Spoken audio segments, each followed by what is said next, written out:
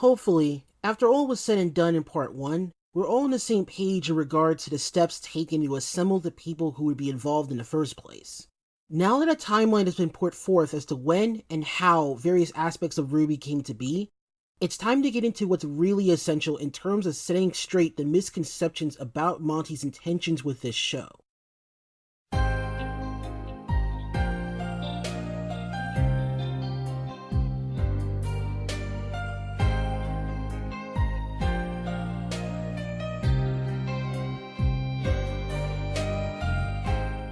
Starting with the Worldmap, Monty expressed, both in his journal titled RWBY's Beginning, and on episode 191 of the Rooster Teeth podcast, his own approach to world building through geography, something that he wanted to do for season 9 of Red vs. Blue but couldn't.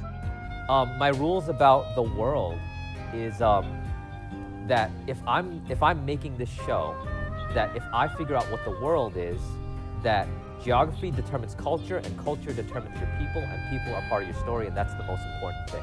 This was the first approach to making RWBY that he had, and his application of culture specifically in the world of Remnant didn't stop there.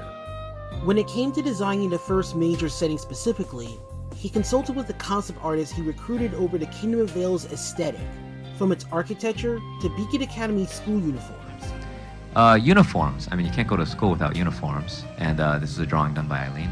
It's got this kind of regal look to it. We talk about in that episode, the first episode, about how the world is at a time of peace and prosperity. Essentially, you know, you're doing well enough. Where one of the designs of this show was reality with a sense of hope, which, you know, is one of the things that kind of helped dictate with the artists that I wanted to contact. Like a lot of Christina's work is like a future you kind of dream of, and so it's always like, and again, Carrie and I talked about this a few times, right? We like, what kind of world is this? I mean, setting up a world is a big deal. Yeah, I know for Miles and I initially, we thought of it a little bit older, but you really wanted to do not older, not future, but kind of like a mixture of all of those and present. It was important to, like, you know, let's not tie ourselves to one thing. Yeah, I like present. I like technology. Yeah, you know, and we don't want to lose that stuff just for aesthetic reasons. So why not take that stuff and then make it aesthetically fit into something that we like? And I also, wanted to make sure that it was a world that was, that kind of stood on its own. So exactly, yeah. There was design that we would look at. I wish I'd gathered more of this material, because we have a giant folder that we reference too often of like architecture from around the world and such. But it comes down to even the uniforms. It's got kind of a royal look to it. The red is essentially pretty important for this season, which for reasons you will discover. His thought into this interpretive world even went as far as to why names of certain characters were not pronounced according to the culture's linguistics, like Weiss not being pronounced as Vice. Oh, you've been waiting to answer this question. Well, the map isn't here, but the world is an interpretive world. It's not the exact world. The same way we say yang, and I guess if you really want to say it right, you go yang. Like, seriously. That's racist. Hey, It's like, okay, look at the map. Do you see Germany? Do you see China? No, shut the fuck up. Oh! Next, after Monty first consulted and recruited Carrie and then Miles about wanting to make an anime, he would assign them quote-unquote anime homework. Yeah, I've been watching anime since I was like 10, I think. Monty's watched a lot more than me. Oh yeah, I mean, look at my hair. Okay, anime. No, I mean, I've watched a lot of anime. I mean, I'm also pretty old, so I've watched a lot of the old school stuff. I mean, that was the first thing I did was, I mean, I knew Terry liked the anime, but I also gave him some homework on the staples of like some of the anime I liked that I would kind of defer to for this show. I always found it fascinating how the more this web series attracted a following, the more would-be fans have expressed that they either don't watch anime or have seen very little beyond the ones that get most commonly recommended, especially since the medium from the land of the rising sun had a big influence on Monty. Despite the fact that Bernie Burns, co-founder of Rooster Teeth, who suggested Monty made his own project in the first place while working on Red vs. Blue Season 10, wasn't really into anime himself, he was open-minded enough about allowing Monty Oum to go forth with whatever he wanted to make. The best thing about Bernie, like, is his perception and his objectivity, where he is pretty much the most flexible, understanding guy in the world. 3 years ago, the Bernie I knew would never be okay with making an anime. He was not an anime fan. He thought it was just ridiculous stuff. He thought he would have just shot it down entirely. The sign of a good man is how much he's grown in the past. And it's just being flexible in general has always been the strength of our company. In many sources, such as tweets and Reddit comments, Monty would casually and openly utter whatever anime he got into, whether he had watched them years ago or was watching at the time he mentioned them. Much of the anime he had seen included Akira, Mobile Suit Gundam, Super Dimension Fortress Macross, Neon Genesis Evangelion, Ava 1.11, 2.22, and 3.33, Ghost in the Shell, One Piece, Naruto, Bleach, both the 2011 and 1999 versions of Hunter x Hunter, Fairy Tail, Hajime no Ippo, Katana Gatari, Dangayo, Bio Booster Armor Guyver, Samurai Champloo, Cowboy Bebop, Ouran High School Host Club, Kimi ni Todoroki, School Rumble, Jellyfish Princess, Hollet, Vivid Dread Operation, Sword Art Online, Attack on Titan, Kill la Kill, Ga-Rei Zero, Birdie the Mighty Decode, Free Iwatobi Swim Club, and Giant Robo. Gray, you ever watch Same Giant Robo? Yeah. Remember like the what was it? The engine? What was it A called? Volvo. It's something or other drive. You know, the- Oh, Yeah, should do something Yeah. Japanese drive. but That's not even every anime he had mentioned, and who knows how much he had seen that he never spoke of on the internet. Whether or not you're an anime fan yourself, the reason to highlight all these titles is to get a grasp of his taste, to see what genres, premises, and stories he gravitated toward. In turn, this would help provide clarity as to what kinds of anime titles he referred to in order to further shape RWBY's story and presentation. This brings us to the big question. Which titles did he state he had Miles and Carrie study? Like first and foremost, I had Carrie watch Avatar, which thinking back, like Yeah. it's almost like you think, man, when did I not watch I know. Avatar, right? And that's kind of a good transitional one because it's a Western anime. Yeah. And then moving on, some of my favorite ones like Gurren Lagann and Soul Eater and then other ones down the line. I mean, there's ones I still wish he would watch. I will. There's only so much time. And then there's ones that we just watch over and over. Like you watch Gurren Lagann for the 6th time already. Yeah, I just finished watching it again. Yeah, I've watched Gurren Lagann like 8 times already. I mean, that one never gets old. Outside these names, there were certain titles Monty intended Carrie and Miles to watch later down the line, such as the mecha anime Giant Robo. One of my favorite things, they did so many great establishing shots of like all the technology in the world using that one drive and being reliant on it. It was great. You guys should watch Giant Robo. It's a good show. Of course, some video games like the Final Fantasy series also contributed to certain aspects of RWBY. This includes the materia in Final Fantasy VII, serving as partial inspiration for Dust, and the infamous haste spell in Square Enix titles being part of Weiss's time dilation ability for her semblance. Now, this is the part where, due to the nature of people responding to whatever is trending or popular at a given time, certain misconceptions have surfaced about what anime or video games Monty Oum drew influence from. When it came to a certain character or weapon, fans would immediately compare design sensibilities to characters of other popular works. However, time and time again, Monty had to debunk many claims on whichever characters people assumed he took inspiration from.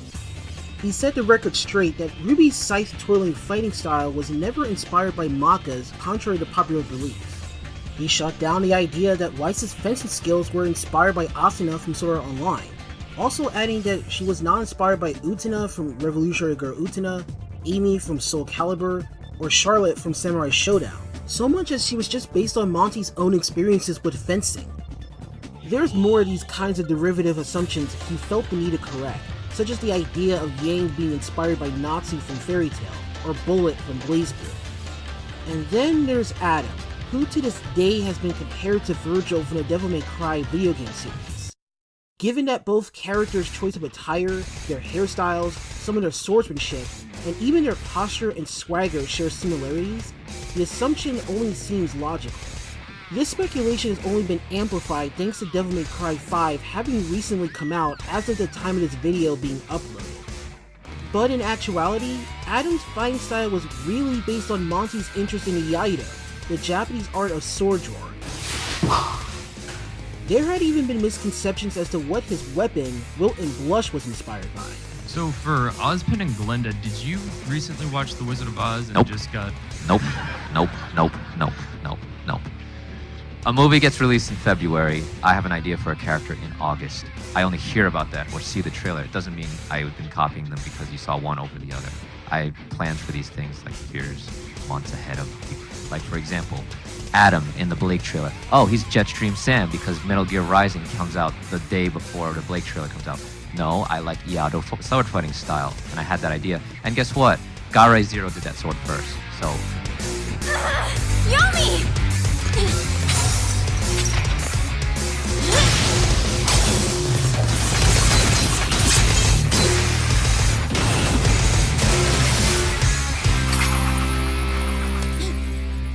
You okay?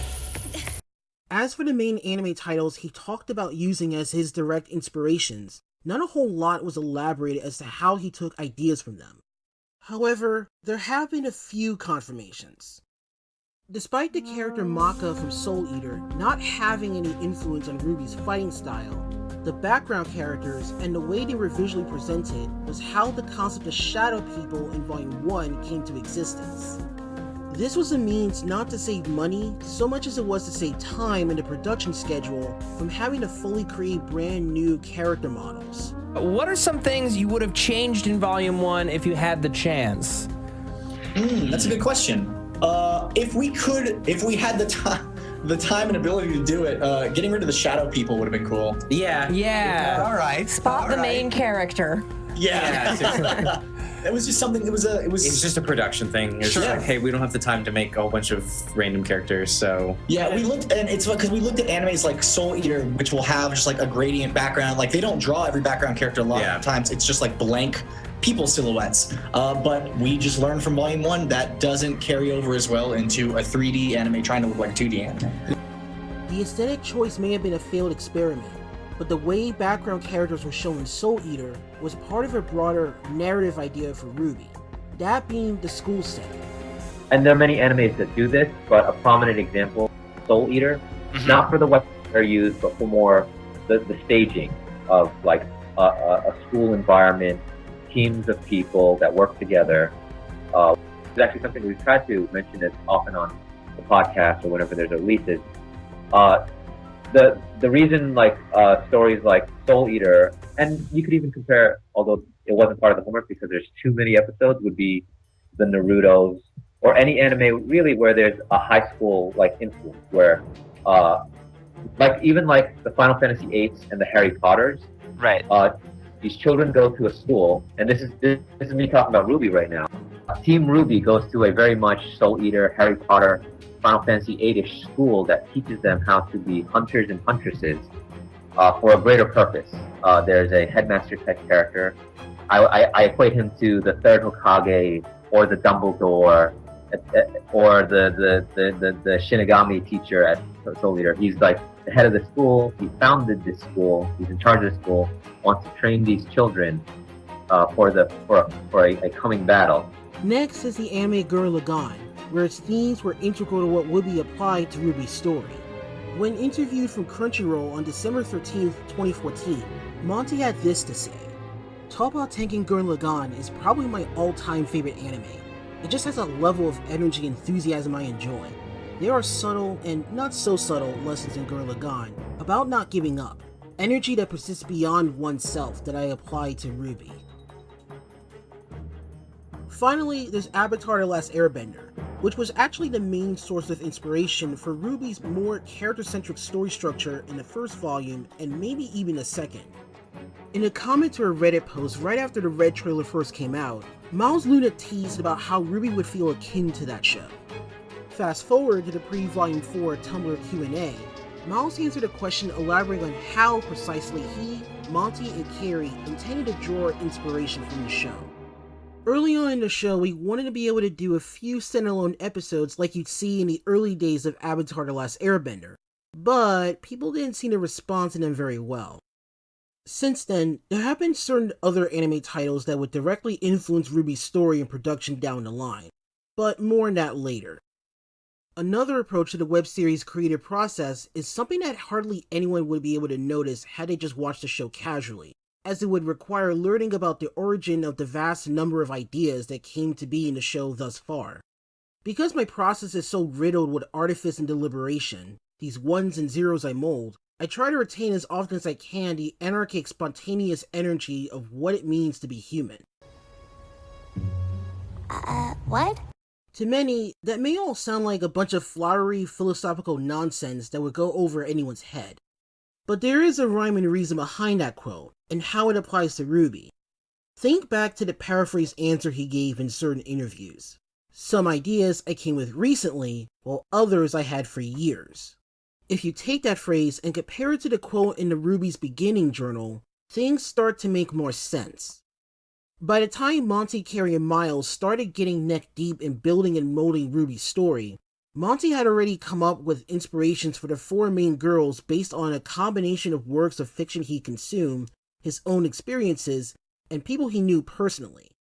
Most fans already know how each member of Team RWBY alludes to characters in fairy tales to varied degrees, from Little Red Riding Hood, to Snow White, to Beauty and the Beast, to Goldilocks. However, other ideas such as Ruby and Weiss being left-handed came from Monty himself, who was also left-handed, though he also stated being open to having characters be ambidextrous when in combat. And as mentioned earlier, Weiss Schnee's fencing was derived from Monty's own past experiences fencing. Another rather large source of inspiration for the four main girls that few think about was that of Monty's avid interest in cosplay.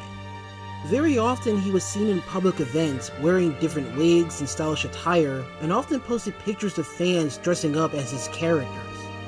When it came to making the characters themselves, his ideas in relation to cosplay varied from giving them pockets and pouches for fans to put their wallets and phones in if they ever dressed up as them, Girl pockets are the worst.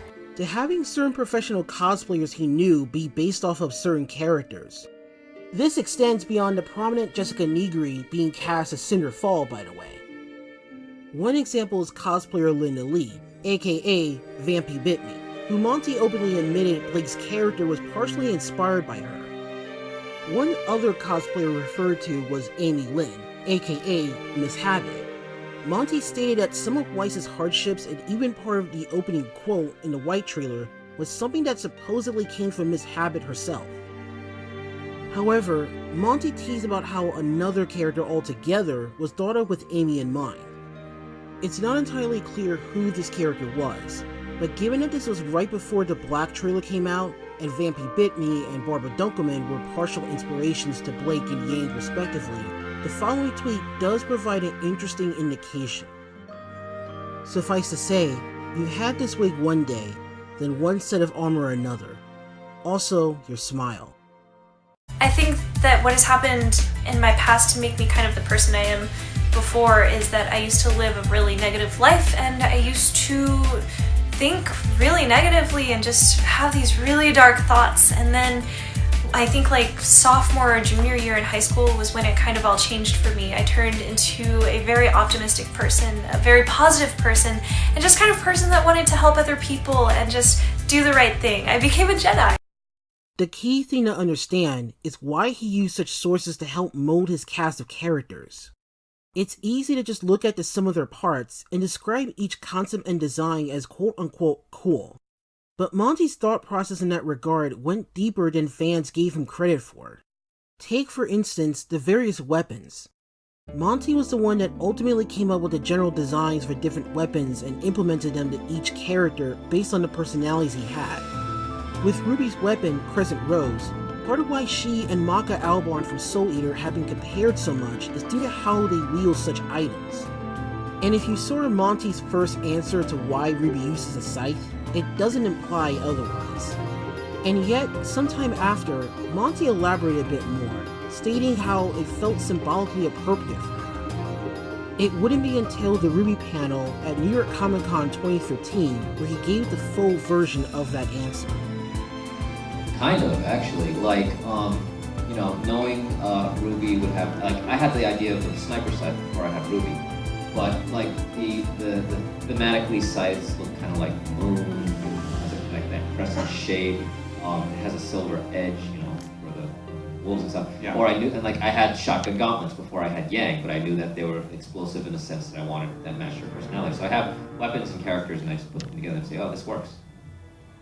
As stated, it's the combination of different people from Monty's personal life, his thoughts, his experiences, and a myriad of works of entertainment he consumed that he drew from to create the various characters in RWBY that he did. This is essentially what he meant by having some ideas that he came up with for years. Going back to his quote from the journal about artifice, deliberation, and anarchic spontaneous energy, what he was referring to is how his creative process for RWBY involved balancing between planning many ideas out in advance while also leaving room for other ideas to be added or changed into the production when the time came for it. A large sum of concepts had been established into the show between Monty, Carrie, and Miles since before they started writing the script for Volume 1. Various teams, including RWBY, Juniper, Sun, and Witch, characters such as Salem, Torchwick, Corsic and Fennec, Ozpin, Klein, various Grimm, including the Apathy, and the moon in its broken shape, which Monty came up with himself, were all thought of well in advance. Even the gods of light and darkness, and humanity's origin was thought of before the outline for Volume 1 was written on Miles' end with Monty's approval. And one can tell this was something he thought of early on when hearing his anecdote from the Volume 1 pre-show livestream in hindsight. It was during, we were still doing RWBY 10 stuff. And Yeah. I remember, this was when I was staying in your condo. I got home at like 3 and tried to go to sleep, but we had just had to talk about RWBY. Yeah. I couldn't stop thinking about stuff. And then I had this idea for this big backstory thing. And I could not go back. I wrote it down and then I couldn't go back to sleep, so I was like, so I went back in at 3:30. I was like, guys, look at this thing. Yeah. And we all talked about it, and then I don't think we slept the rest of the night. Back at 636, when we were still working on RWBY 10 and RWBY, you, Monty, and I had just started talking about the whole thing. I'm a person that gets really excited about world building and like backstory of the universe and all that stuff. And it's weird, it's like a love-hate thing because I think it's really interesting, but it's also really, really, really hard. I was staying at, Aaron and I had this like really small condo down on South Congress at the time, and I had finished up working that night and went home, and of course you guys, because it was RWBY 10, you guys were there essentially 24/7. I went home and I tried to go to sleep, and then I had this idea, and I quickly jotted it down in my notebook, and then kept expanding on it, and then was so excited that I couldn't go back to sleep. So at 4:30 I drove back to the office and shared it with you guys, and then we added to it and changed a few things and all that, and I remember Monty just being like, this is cool. Yeah. I was like, oh my god. Then there are other ideas that were more improvised and spontaneous depending on the circumstances. Case in point, the character Crow didn't have a proper design yet by the time Christina Wen provided the art and storyboards of Yang's flashback. Yeah, and then there's a few hints here. Also, I apparently have a mandate for a silhouette of a character I need to decide. You get the basis now. Yeah, basically, I can work with that. Yeah. And, who knows? That was years ago. Things change. The character Torchwick was originally an associate of the first Faunus characters created after Blake, Corsic and Fennec. It was meant to have a smaller role. But the initial performance of Grey Haddock, who voiced the character, combined with the way he was first written, left a positive enough impression on Monty, Miles, and Carrie that they decided to reserve Corsic and Fennec for a later point, while Torchwick will be a more recurring antagonist for the first 3 volumes. Then there were the Maidens, an idea that came up in meetings when outlining Volume 3's story. Examples of even more spur-of-the-moment ideas included changing Sun and Neptune's involvement with the fight against Torchwick in Volume 2. At first, Neptune was supposed to be the one to call out Yang's name after she got punched by the Paladin mech. But, due to realizing the rigging in Sun's gunchucks, which came from an animation Monty did from years prior, were too old to properly utilize, Monty chose the alternative that fans would see in the final version. This is likely one of the reasons we didn't see him use that weapon feature until a few volumes later. More instances of additions to the presentation through the animation include animator Ian Kedward having Weiss give off facial expressions in the CCT Tower elevator in Volume 2, all while struggling to maintain composure, a small detail that wasn't even part of the script. Also, I mean, Weiss gets her like a completely solo scene here. Yeah, and it was awesome. Yeah. Again, this was not something that we originally wrote. This elevator moment, was not something we had in the script. And then when I saw it and her just trying to like try the different types of smiles, oh my god, I loved it. I loved this scene right here. This is Ian's going like, oh, she doesn't really want to do this, right? And I was like, yeah. She's like, all right. He's like, all right. There's also Oobleg's manic, zippy way of moving, which was thought of by animator Adam Markley. Though what is probably the most extreme case of an idea thought of at the last minute was the character Neo, who was based off of a gender-bent Roman torture cosplay from Sonia Carter, aka Soulfire Photography. It's there. Yeah. And Monty was always saying, we have to be flexible. Don't become too rigid and get focused on this because something cooler will come by. And he's right. I lost count of the number of times he had ideas for either new moments or new characters the week that the episode came out. Yeah. And then we had to, You guys understand, Neo didn't exist until about 10 days before her debut. That's not, that's 100% true. I mean, she showed up in the fight, and we were like, yeah. So, I mean, in terms of the decision to actually, like, hey, we should go ahead and design this character and put her in the show. And so what we just did, at the time, it was, to be more specific, it was in order to have her appear in something that happened a little bit later in Volume 2, then we needed to pull her first appearance forward to make sense, so that later when she shows up to do this thing, you're not going, what the hell is that? Yeah. So that's when we actually, I guess it's episode 4 of Volume 2, the rally with the White Fang, and Torch is, doing his thing. And she's like standing behind him the whole time. We went back and opened up all those shots and put her in, even though the episode was done at that point. And that we did like just a couple of days before that episode came out. Yeah. And so again, it's the creative process. Yeah. So As interesting as all these cases are in terms of helping convey what makes the show what it is externally, most of them hardly get into the heart of RWBY's story, what Monty Oum wanted to get across at its core. One theme he had for the series was spoken of by Miles and Carey in the Volume 1 director's audio commentary, about having the main cast be introduced as seemingly stereotypical archetypes, only to have layers to them unveiled as the story progresses. Push him to the side. It was a lot of fun.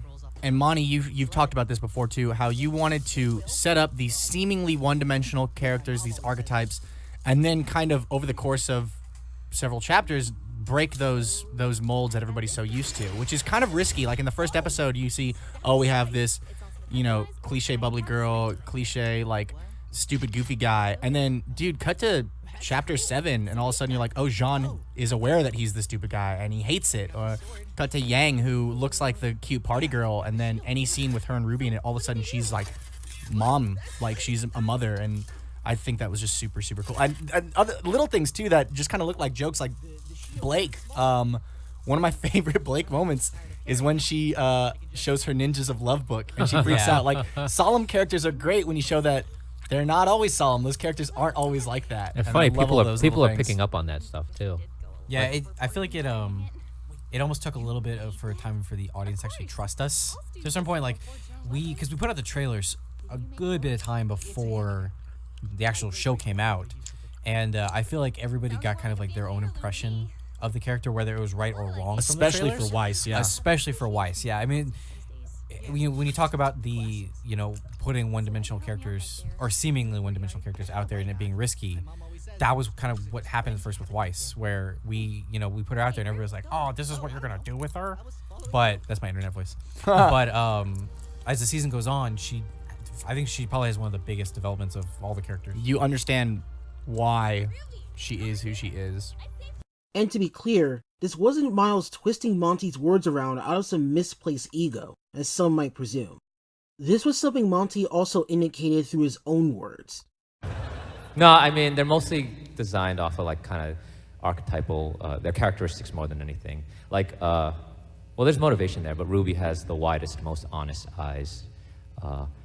And Blake has the most narrow trained eyes, for example, and there's stuff there that I won't talk about other than that. If you're talking about what, like why the faces are what they are, it's essentially, they're kind of what you expect them to be, but then you'll find out much more. Another theme he had in mind was something made most explicit through both Ozpin's speech in Volume 2 and the names of numerous major and minor characters throughout the show thus far.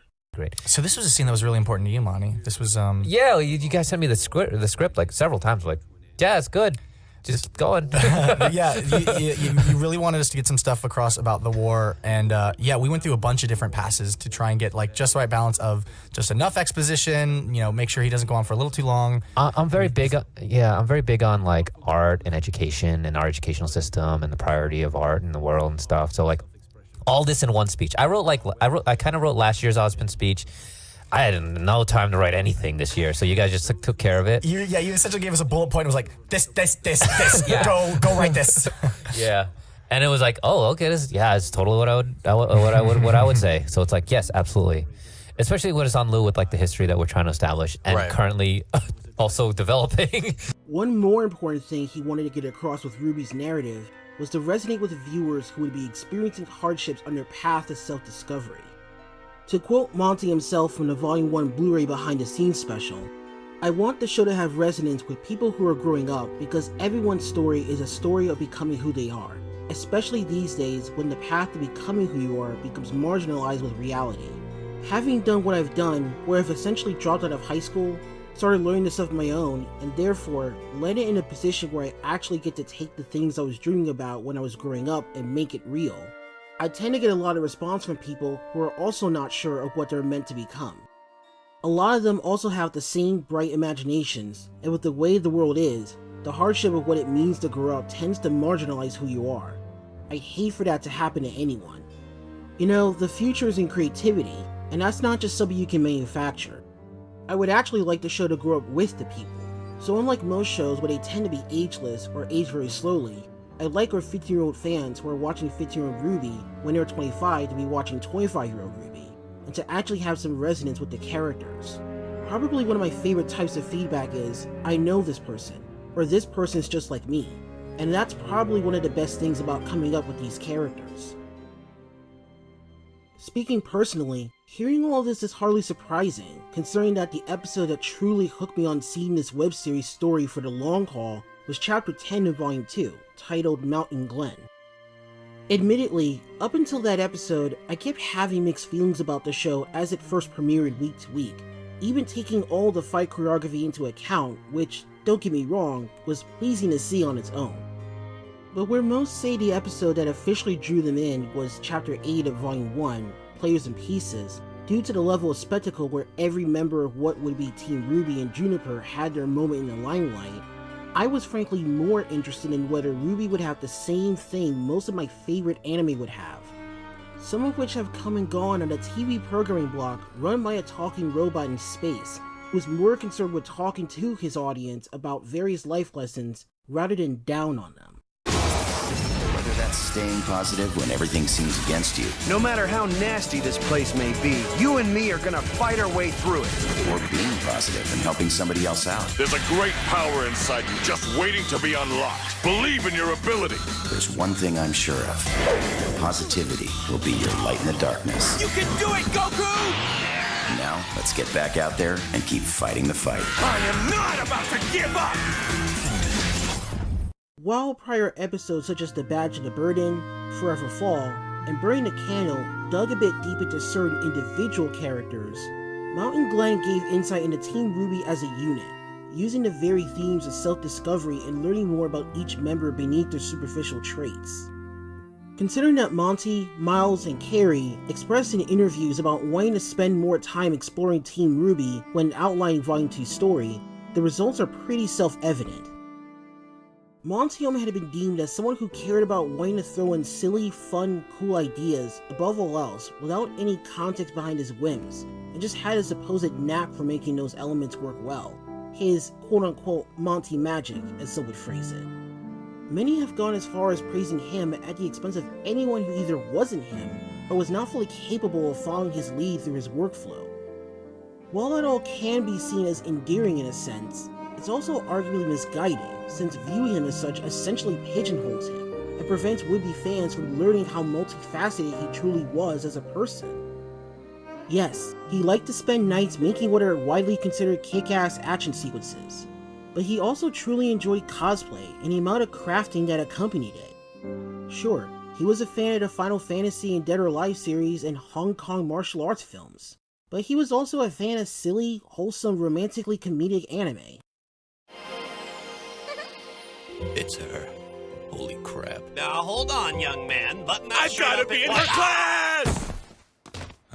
Yeah, he probably liked all the praise he received for making the food fight scene in RWBY, but then in the same volume he complimented the works of other animators who worked on dialogue scenes. Then he's gonna do this head shake, which is like 2 Neptunes to get the effect of his head kind of blurring back and forth. It's just like certain things are hidden. You do that a lot. Yeah, the use of double models was pretty smart. I didn't think of that, but this is great because I really like the walk that's coming up where she's trying to stomp on it. Yeah. This is Dustin again. Yeah. Yeah. He was he really wanted to do that. Actually, I think that was how I described it to him. Like This walk right here, it's like I had to stomp, walk around stomp, like stomp, an idiot. stomp. Like I was like, okay, walk over right We now. have a few animators who are just phenomenal at animating animals. Oh my god, that lampshade. That was awesome. Like I think my Harley God. and Dustin both worked on The Sims Pets. They did. That was what they were doing right before season 10 of RWBY. Yeah, so they're phenomenal at animating creatures and animals. I like Austin's facial animation too, especially on Penny and like some of the crazier stuff. Like when he did Weiss last year, when Weiss was freaking out over like Penny stuff. He does a cartoony and just exaggerated stuff really, really well. So this is all you're seeing? Yeah. Yeah. I guess not much to talk about here. Hero got some booty on that stance. Look at that. Yeah, that's all me too in the mocap. She's sticking out your butt. Yeah, dude. Awesome. Actually, Bonnie always makes fun of me that I always do stand like a girl. Like, Okay. she says I always point my toe. Well, when I then you're in the right. stand. I have a very feminine You're in the right line of work. Yeah. Who did the shot? This is Ian. I think this was Cool. And I really like the Glinda stuff here, where she's just like so done with all this, and it's just like, nope, nope. This expression right here is great with Harley. Yeah, she just does wonderful facial expressions. She puts in that extra mile to put in like the asymmetry, and like she records her own face. Yeah, she does. And then acts the camera. If you go look at her like premiere timelines, the end of it is just like her face, like just shot at her desk of just like her acting things out. I also, you know, I've learned from watching them work on this stuff that I need to do a better job of like making the rigs. Suddenly animation commentary. Make the rigs more capable of them to allow to do this kind of work, because it's like she puts in that extra mile, but it's an extra mile, you know, where it should be a lot easier. And while he certainly came up with wacky, fun, rule of cool, spur of the moment ideas for his show, he also equally cared about presenting themes about art and self-expression, the path to self-discovery, and cooperation among others. And he very much wanted to convey characters with stories that would connect with people he either knew personally or didn't know at all through said themes.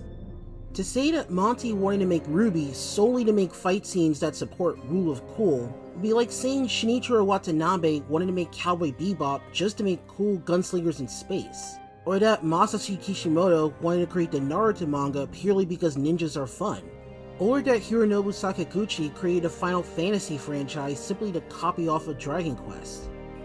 Even if there was a kernel of truth to those assumptions, that doesn't mean they would remain as the only reason such works came to existence from those creators.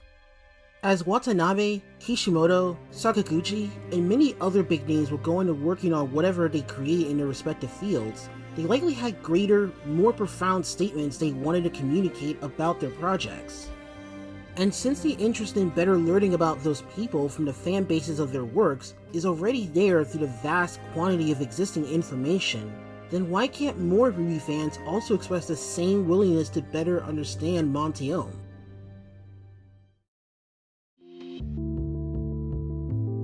So a lot has happened between uploading parts 1 and 2 of this project that essentially made progress slower than I would have preferred.